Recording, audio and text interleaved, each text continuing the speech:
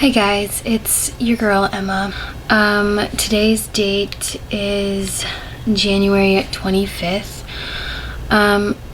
So this is a really hard video to make for me, and I've actually been waiting a little over a month to make it. If you guys watched, I don't remember which vlog, but maybe like a couple vlogs back, I had mentioned, my tattoo vlog, where I'd gotten these tattoos on my arm. I had mentioned that I had miscarried, and I know that that might have surprised a couple of you, and maybe some of you didn't know, or you didn't stay till the end of the vlog for me to explain, but this is a video to explain that. So my daughter is over a year old now. Her birthday's in August, and we had decided this past August to start trying for baby number 2. So I'd gotten my IUD out August 27th and had my period August 29th. And we had tried right after that. You know, it's a long process to try, and I wasn't expecting to get pregnant like the first month, but I got a positive pregnancy test the day we came back from Salem, which was like October 6th or something. So I got a positive pregnancy test, and I was so excited. I had called my doctor to make my first ultrasound appointment.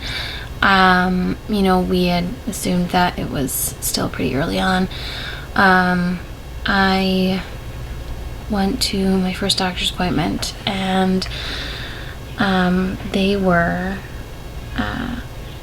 measuring at 8 weeks, I believe, and it was, let me pull it up for you. Where is it? So my first ultrasound was November 16th, and they were this little bean.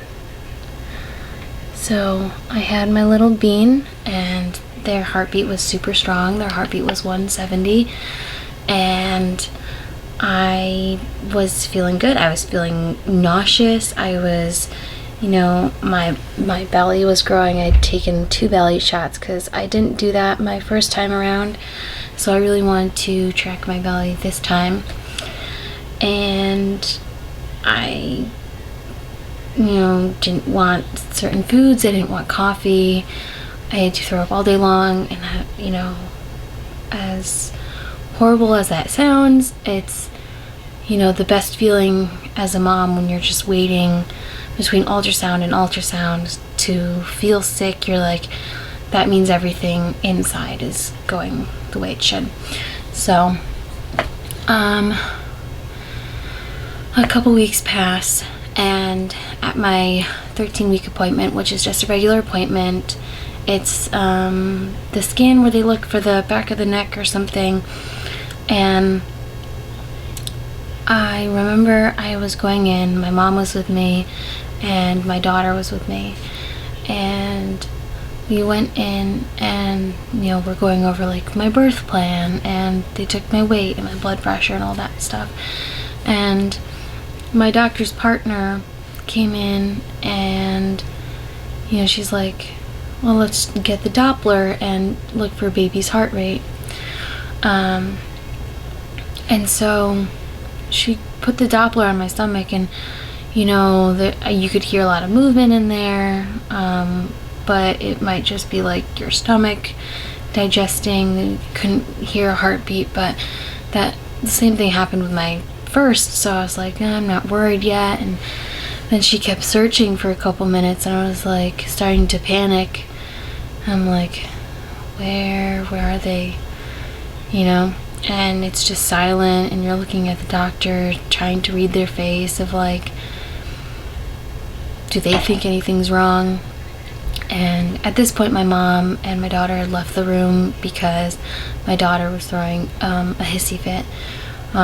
She thought the doctor was hurting me, so my mom took her out in the waiting room, and my doctor, Hope, said, since I can't find them, I just want to make sure everything's okay. So she took me to an ultrasound room.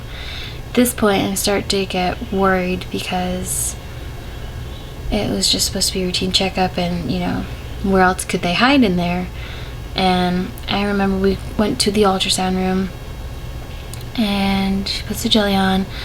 I see the baby, and at first I'm just like relieved that they're in there and they look like a baby, and I remember with my daughter in her chest, like at this point, this appointment, I could see her heart just like beating, because they're still like really, they haven't formed a lot of like skin, they're in the process of doing all that stuff, so everything's pretty just like bones. That's kind of what they look like. And and the baby wasn't moving, so I was looking at the screen, and there's just kind of this lifeless body kind of floating around in my uterus, and there was nothing in their chest that was beating. And I remember, like, she didn't even have to say it, but she went and got like my regular doctor and to just confirm. And that's when I really was like, yeah, this is definitely happening, because she wouldn't get my doctor if it wasn't happening.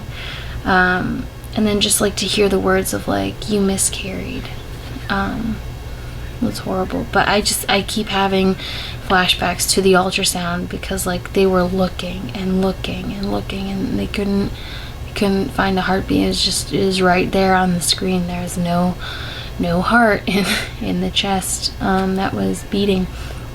And so your like initial reaction is to just cry and you blame yourself, and you don't know how far along they are, but they look like a baby. So that was a 13-week appointment. So she said it looks like the baby had passed a week before. So it was a silent miscarriage. So I'd been carrying them already for a week at that point, not knowing. And she's like, well, we're gonna have to schedule surgery, and you'll go in for your D&C. And but they couldn't get me in until the next Monday, and I went in on a Tuesday for this doctor's appointment. So I had to carry them knowing that they were no longer with me, but they were with me. That's a mind-boggling thing in itself, to just carry around your baby that's lifeless inside of you. And you kind of feel like you failed them, because you're supposed to be their protector. Then they're inside of you, and there's nothing they can do, and you just like, you are their home. And so I had to go tell Jimmy, and I let Jimmy tell his family. And I feel like I was in a lot of shock at first, and then like the day of the surgery came, and because of COVID, Jimmy couldn't come with me. He had to stay in the waiting room, like on the ground floor. Like he couldn't even walk me up to like pre-op or anything.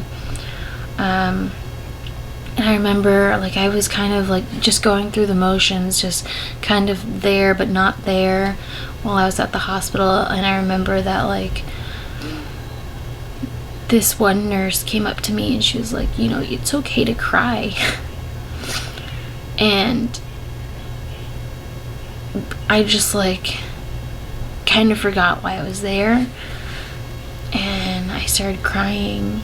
And because the last time I was at this particular hospital, I was giving birth, and I thought that was gonna be the next time that I was there was to give birth. And it was like just horrible, and that I was there alone, and I wasn't gonna leave with a baby, and I remember they had wheeled me into the OR, and my doctor comes to my side, and she just like sits there while like the anesthesia's kind of setting in, and she's like, this is not your fault, and like, I'm gonna be here the whole time. And for some reason, just like right before I go out, I just start losing it. And I don't think I've like ever felt so alone than when I was just like laying there. And then I remember waking up in the recovery post-op room, and I remember feeling empty, and that was like the strangest feeling, because I knew I wasn't pregnant anymore. And just I felt that they were gone. I felt that they were out of me, and that was a horrible feeling. And Jimmy and I had chosen to cremate them, and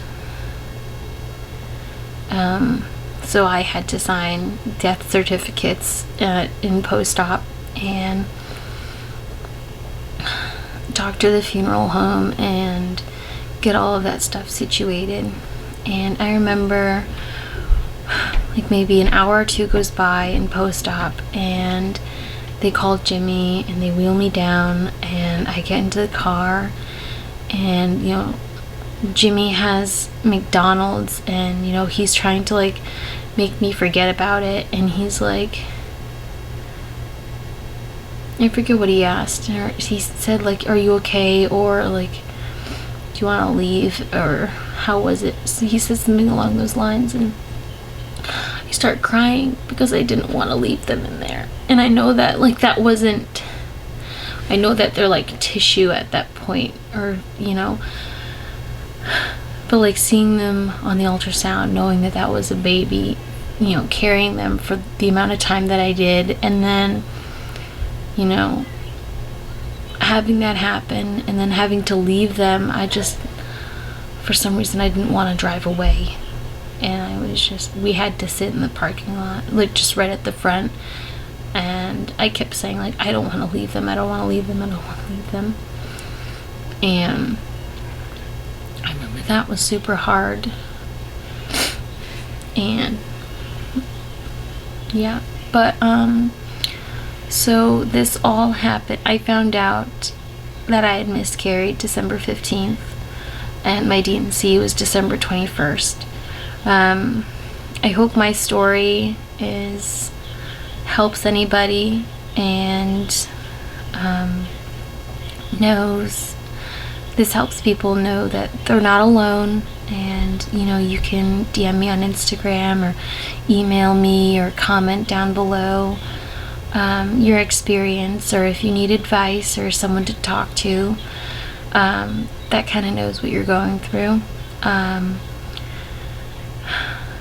I just want to share my story because I was watching a bunch of other women's stories on YouTube to kind of cope and realize like I'm not alone, because miscarriages are so common and they're not talked about a lot because they're not fun to talk about, but I didn't realize how helpful those videos would have been, or are, or were, until I was going through it. So I just wanted to share my story and be a person that someone can reach out to. So we're gonna go back to vlog style content and tech reviews, or whatever I feel like creating. I have a lot of videos planned. If there's anything else you want me to talk about regarding this, let me know.